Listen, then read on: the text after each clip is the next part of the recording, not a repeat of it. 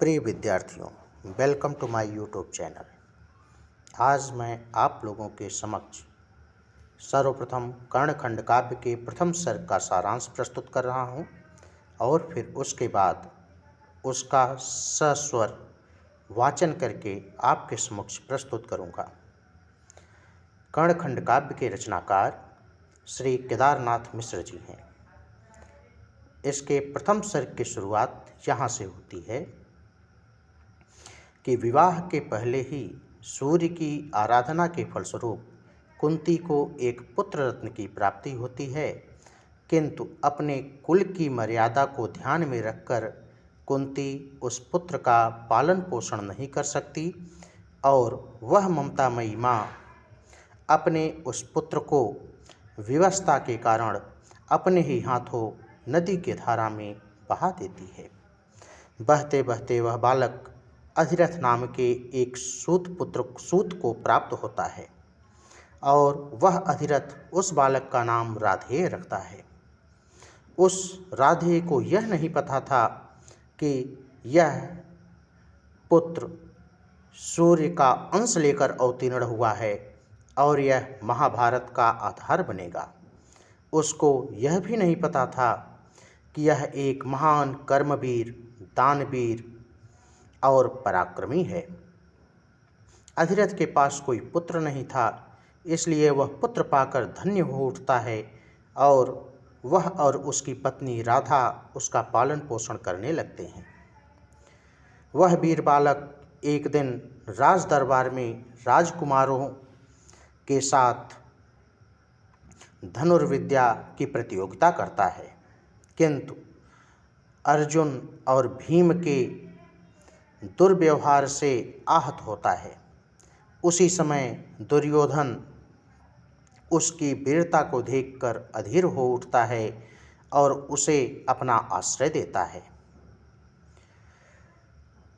उसके फलस्वरूप द्रौपदी के स्वयंवर में भी जब बड़े बड़े धनुर्धारी धनुष नहीं उठा सके, तब कर्ण स्वयंवर की प्रतिज्ञानुसार लक्ष्य भेदने को आगे बढ़ता है, किंतु द्रौपदी यह कहकर के उसका अपमान करती है कि सूत पुत्र के साथ मैं विवाह नहीं कर सकती।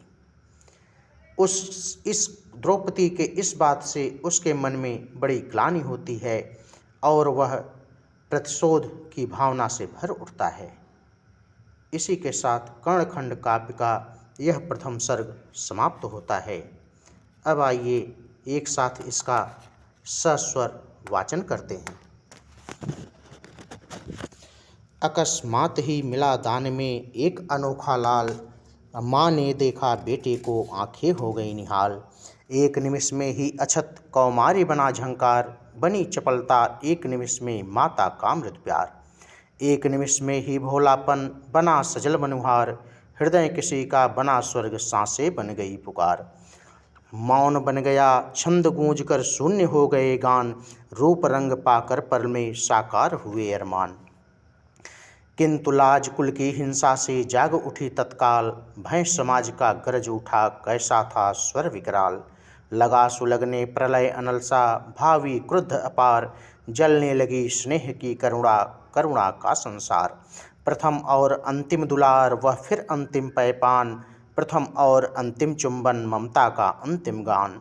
अविरल आंसू की बूंदों से कर अंतिम अभिषेक, माता ने अपने ही हाथों दिया लाल वह फेंक। वर्तमान को मिला सशक्ता हुआ एक इतिहास, मिला अनागत को अखंड गौरव का दिव्य प्रकाश।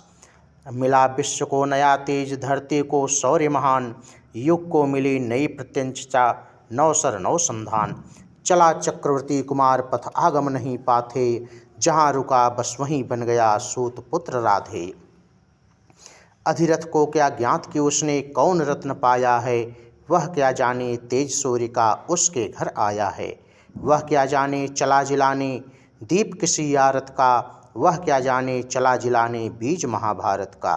वह क्या जाने चला खिलाने अमृत पुष्प गौरव का, वह क्या जाने चला मिलाने भव से वैभव भव का। वह क्या जाने पौरुष आया चलने असिधारों पर, आया शौर्य चरण धरने ज्वालामय अंगारों पर। आया त्याग तिमिर मरण में, निष्प्रिय सा मृदु मुस्काने, आया तप तप तप कर तप के ज्योति किरण बिखराने। अधिरथ को क्या ज्ञात की आया कर्म वीर मस्ताना, आया कालकूट पीने को दानवीर दीवाना। एक किरण आई जिससे निकली भीषण ज्वाला, अधिरथ को क्या ज्ञात की क्या से क्या है होने वाला। फैलाई निष्ठुरा नियति ने अपनी काली छाया, राजपुत्र जो था जग में वह सूतपुत्र कहलाया। सूतपुत्र मत प्यार उसे दो, मत सम्मान उसे दो, ठौर ठौर दो तिरस्कार, पग पग अपमान उसे दो। घृणा अनादर अवहेलना केवल अभिशाप उसे दो, सूतपूत वह जितना संभव हो संताप उसे दो। दुस्साहस था कि वह पहुंचकर राज रंगशाला में, चमके जैसे कमल चमकता कनक किरण माला में। राज रंगशाला उसमें तो राजपुत्र ही खिलते, उस उत्सव में राजपुत्र ही राजपुत्र से मिलते। कृपाचार्य की कृपा कर्ण पर पत्थर लगे बरसने, न्यायी प्रेम भरे पांडव भी लगे घृणा से हंसने। हिंसा ने अर्जुन की वाणी में अपना मुँह खोला, कर्ण नीच राधेय भीम का गर्व तड़प कर बोला। सूतपुत्र क्या करे मौन हो उसने क्रोध संभाला, फूट न सकी हृदय मन में जो सुलगी ध्वंसक ज्वाला। वहीं खड़ा था कुटिल द्वेष दुर्योधन की काया में, उफना था दुर्दम्य अदम्य की तिमिरमयी माया में। दुर्योधन था सोच रहा यह कर्ण नीच या नेता, सूतपुत्र यह सिंह पुरुष या निर्भय युद्ध विजेता। रणचंडी के त्रिषित हृदय को प्यास बुझाने वाला, महाबली यह भय को भी भयभीत बनाने वाला। कभी कभी है कुटिल द्वेष भी प्रेम दान दे देता, बन जाता है किसी नए नाटक का वह अभिनेता। अवसर देख स्वार्थ पल भर में अपना शीश उठाता, बड़े स्नेह से ज्वलित अनल को छू छू कर उकसाता। नियम यही बोला दुर्योधन के गर्वीले स्वर में, अंगराज मैं तुम्हें बनाता कर्ण यहाँ पल भर में। सूतपुत अब तुम्हें कहे जो उससे युद्ध करूँगा, उसके अभिमानी मस्तक पर अपना चरण धरूँगा। किया स्वार्थ ने महाशौर्य को सम्मानित न सिर हो, किंतु प्रभावित क्यों इससे उद्दंड समाज बधिर हो। स्वयं कर्ण को लगा कि वह हो गया तेज से खाली, लगा कि जा पर छिपी किसी तव में गौरव की लाली। पर कृतज्ञता ने मन की ज्वाला को तनिक दबाया, कि फिर कहीं से प्रलय प्रबंधन महासिंधु में आया। एक बार फिर भरी सभा में कर्ण गए ठुकराए, फिर समाज ने एक बार उन पर पत्थर बरसाए। ये पत्थर थे नारी के अपमान भरी वाणी के, ये पत्थर थे व्यंग विशिख गर्वीली छत्राणी के। लक्ष्य वेद को चले कर्ण तब कड़क द्रौपदी बोली, सावधान मत आगे बढ़ना होनी थी जो होली। सूतपुत्र के साथ न मेरा गठबंधन हो सकता, छत्राणी का प्रेम न अपने गौरव को खो सकता। तिरस्कार नारी के द्वारा भरी सभा में भारी, कर्ण मौन थे किंतु निकलती थी दुख से चिंगारी।